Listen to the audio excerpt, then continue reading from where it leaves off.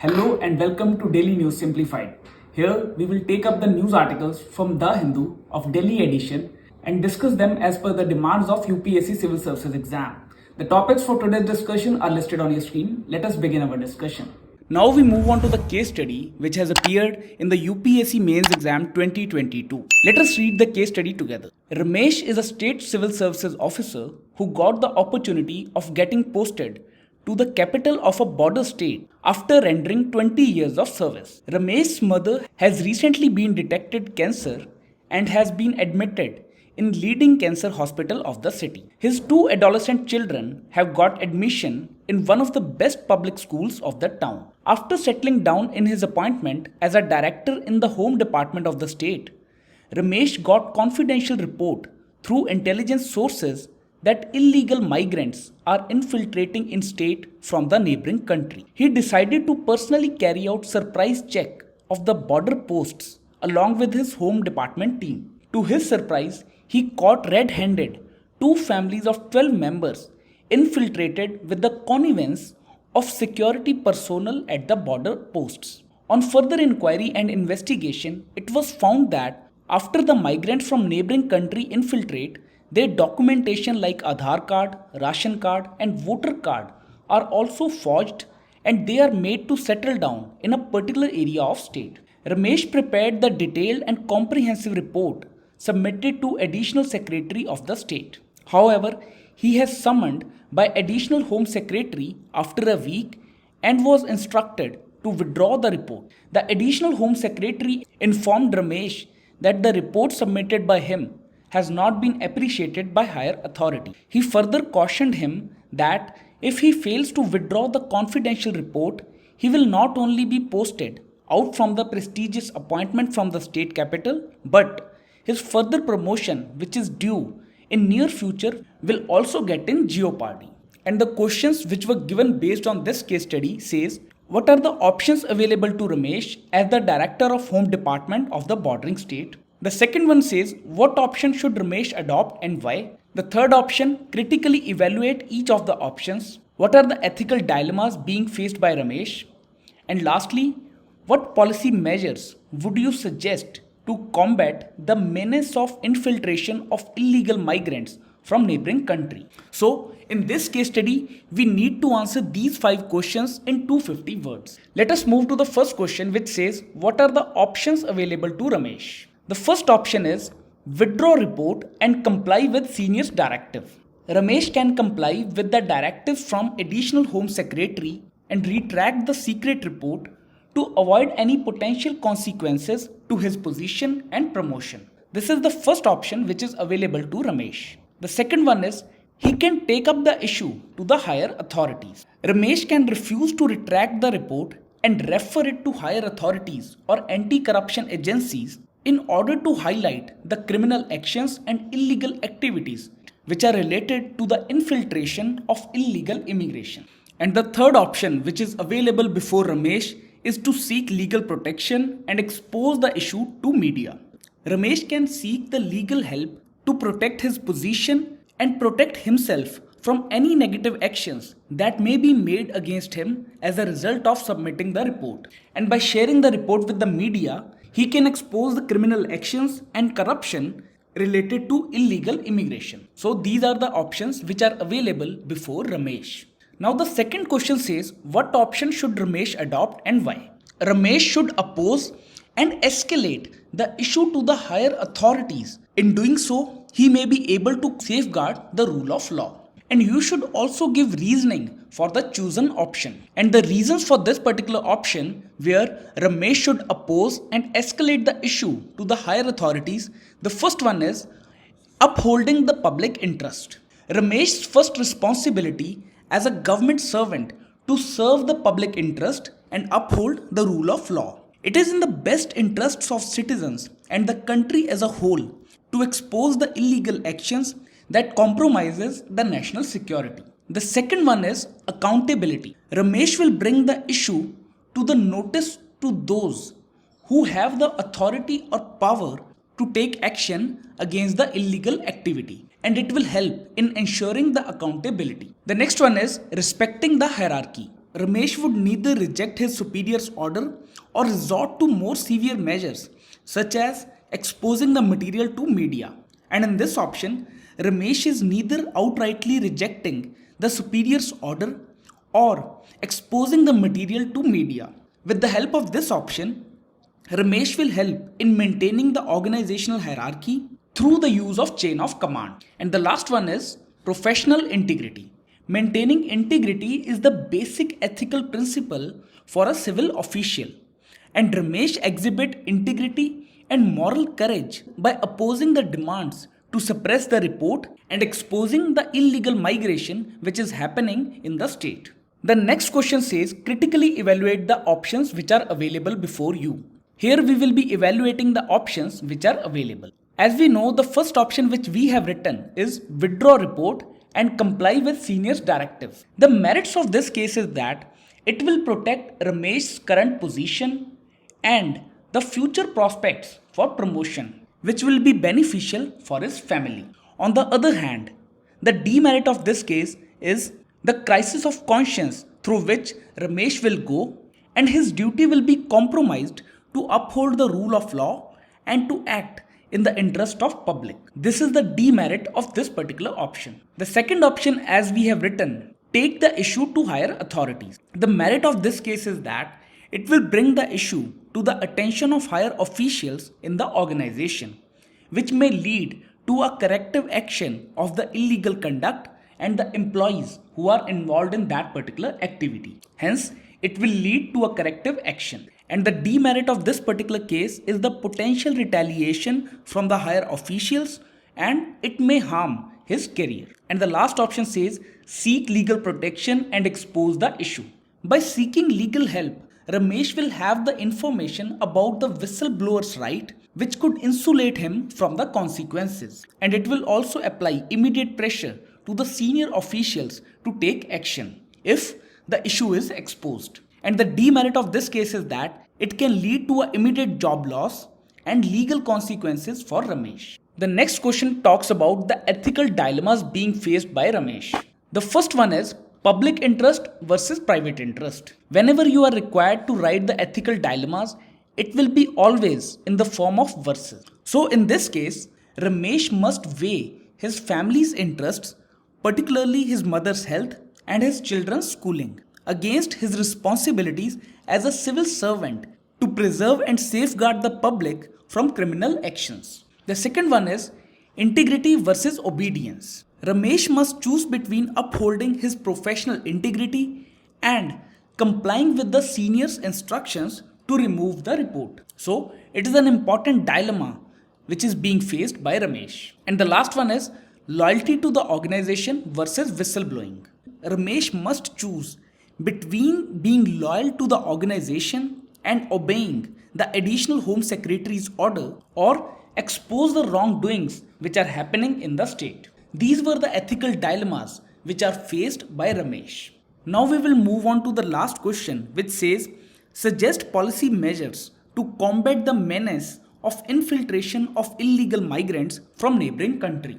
The first measure should focus on strengthening of border security. And to do that, there is a need to improve the border physical infrastructure and monitoring technologies to deter the unlawful immigration. The security agencies can use current technologies such as drones, sensors, and lasers for better monitoring. The second dimension is enhanced intelligence sharing. There is a need to create a centralized database and data sharing mechanism among multiple security services to improve the intelligence gathering and analysis for the purpose of detecting and destroying the illegal immigration networks. The third one is bilateral and regional cooperation. There is a need to engage in diplomatic conversations and collaboration with neighboring nations in order to address the core issues of migration and establish border control methods. The next one in the list is legal migration pathway. There is a need to create a comprehensive and unambiguous immigration strategy that explains legal migration paths while effectively implementing anti-illegal immigration measures. The next one is deterrence measures. There is a need to enact and execute heavy penalties on individuals who are involved in supporting illegal immigration, including the security personnel and other officials. And lastly, whistleblower protection. There is a need to increase the protection afforded to whistleblowers who reveal the information concerning illegal immigration and other illegal activities. So, in this way, you can conclude your answer to this particular case study.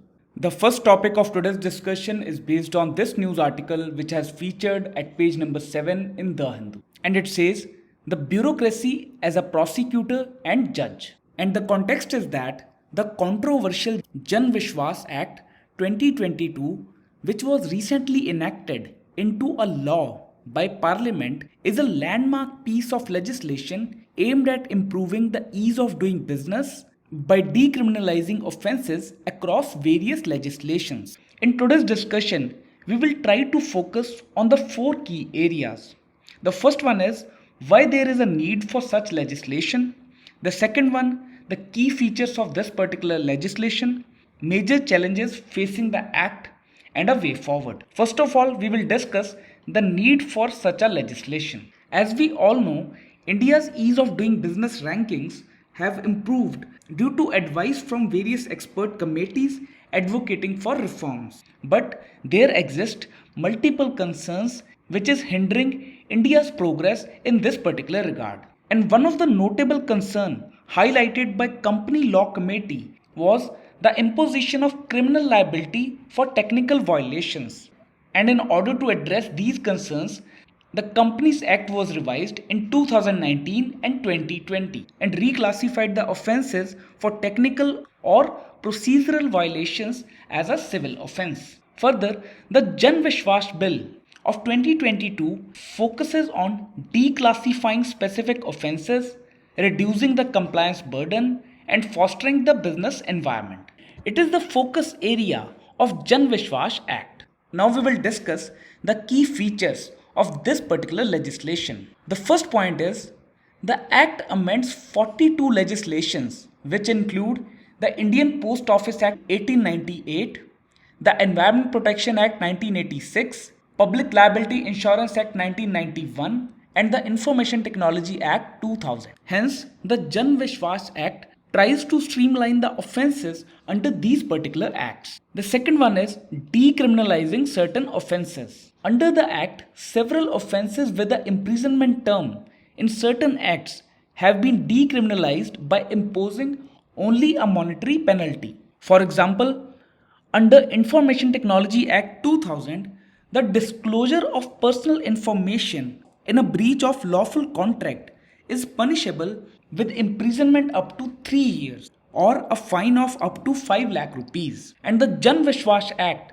replaces this with simply a monetary penalty of 25 lakh. The third one is removal of offences. The bill removes certain offences which includes the offences under Indian Post Office Act of 1898. The next one is revision of fines and penalties. The bill increases the fines and penalties for various offences in specified acts, and the fines and penalties will be increased by 10% of the minimum amount every 3 years. Hence, in short, the monetary penalty is given precedence over imprisonment. And lastly, adjudicating officers. The central government may appoint one or more adjudicating officers for determining penalties, and these officers can summon individuals for evidence or conduct of inquiries into violation of respective acts. These were the key features of Jan Vishwas Act. Now we will try to shift our focus to the major challenges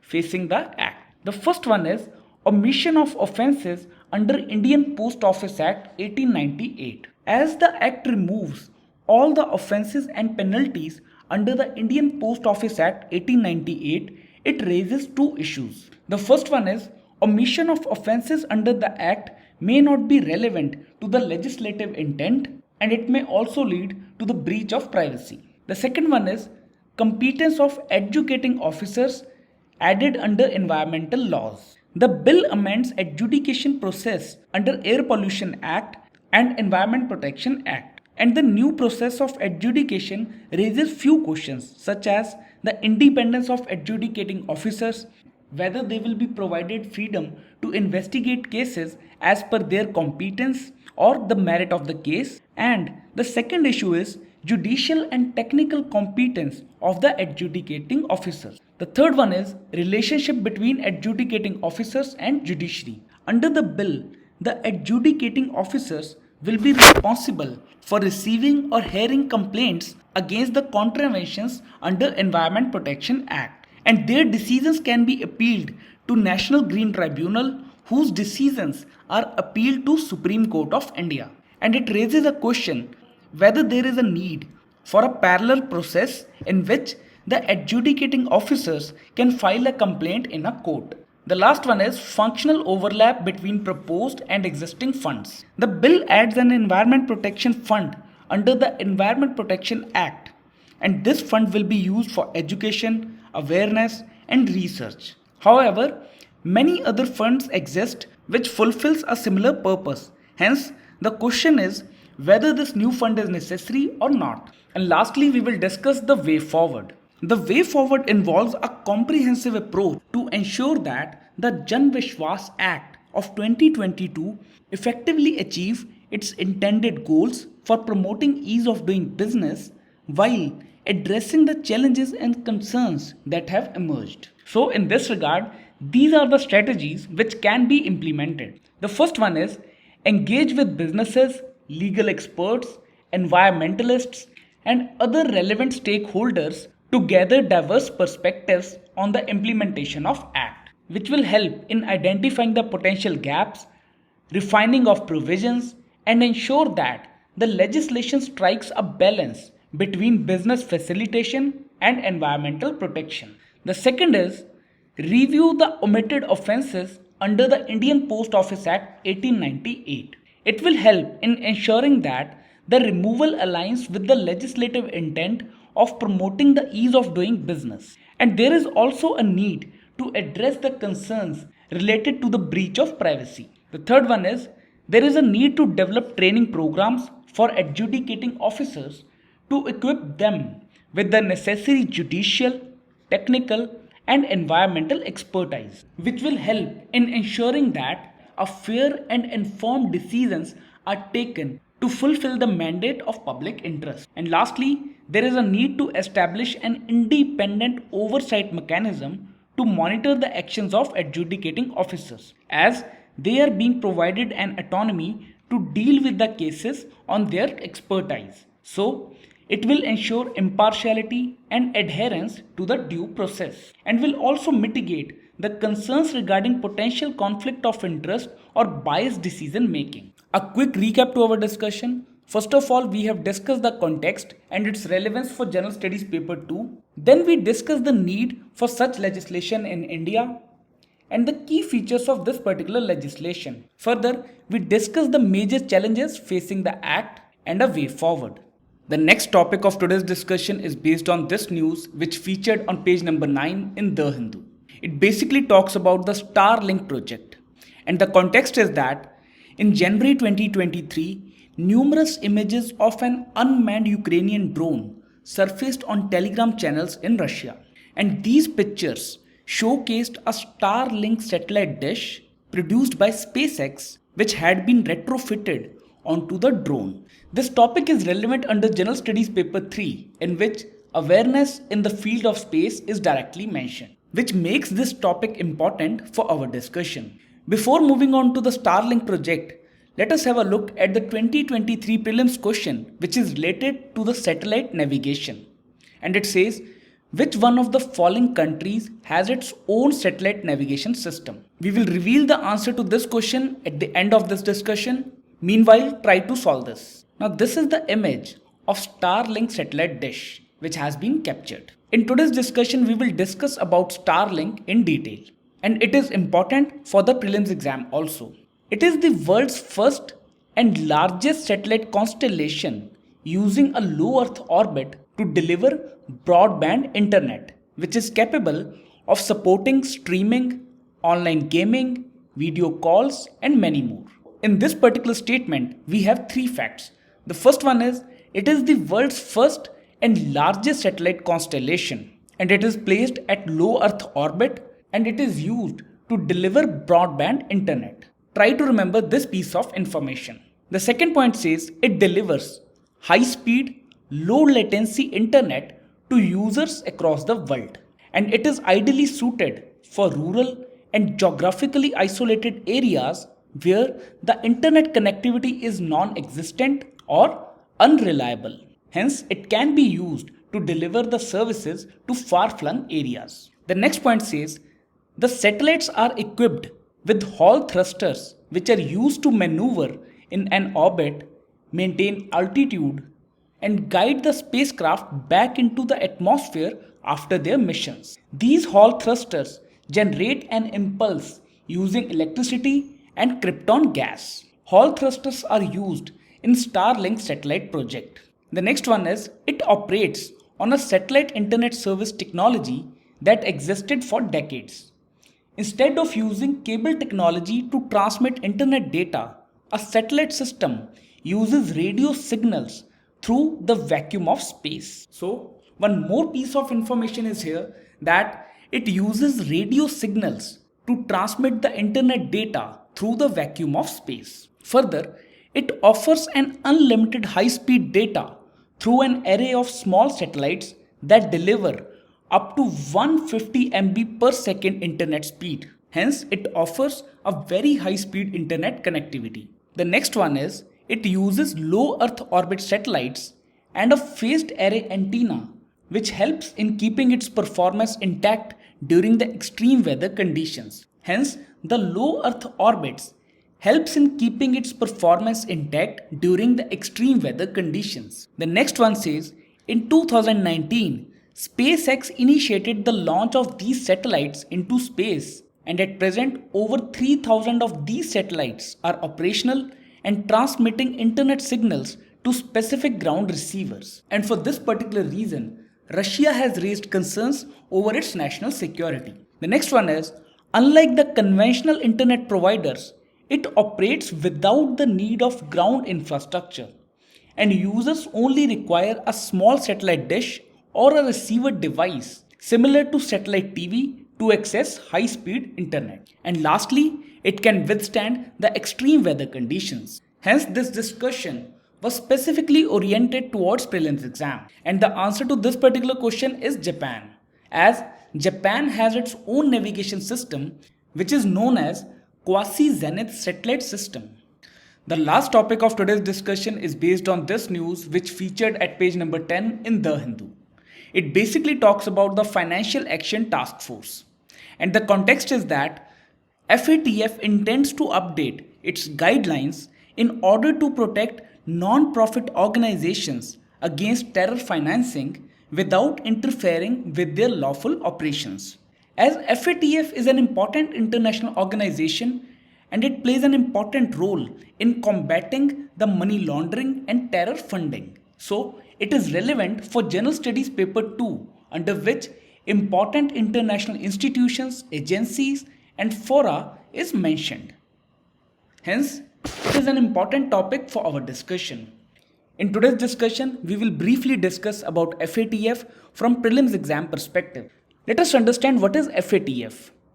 FATF, which stands for Financial Action Task Force, is an intergovernmental organization whose mission is to combat money laundering and other risks to the global financial system's integrity. So, it is an international organization which works to combat money laundering and terror financing. It was established by G7 Group in 1989 and it is headquartered at Paris in France. In this, we have three important facts about FATF. Firstly, it is an intergovernmental organization. Secondly, it was established by G7 Group and its headquarters is at Paris. Just try to remember this piece of information. Now, how does FATF works?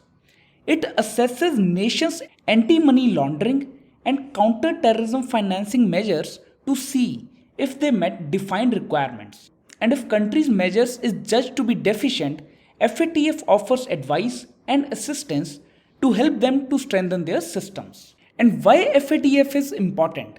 The FATF's efforts are critical because money laundering and terrorist funding can have serious implications such as it helps in promoting criminal activities and compromising the financial system stability.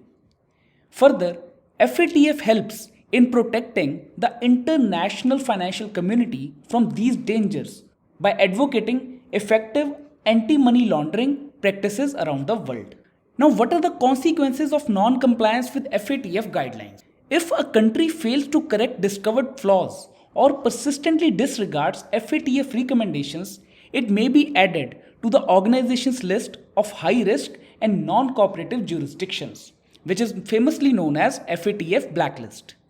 And being on this list can have a major consequence for a country's economy and reputation, making the international financial transactions difficult, as it is the case for Iran, North Korea, and Myanmar. These are the three countries which are in the blacklist. And the other two important informations, the Pakistan has been removed from grey list in October 2022, and India is a member of FATF since June 2010. So that's all for today's discussion. Thank you for watching today's DNS. Stay tuned for upcoming sessions which will enhance your understanding regarding various topics which are coming in everyday's newspaper.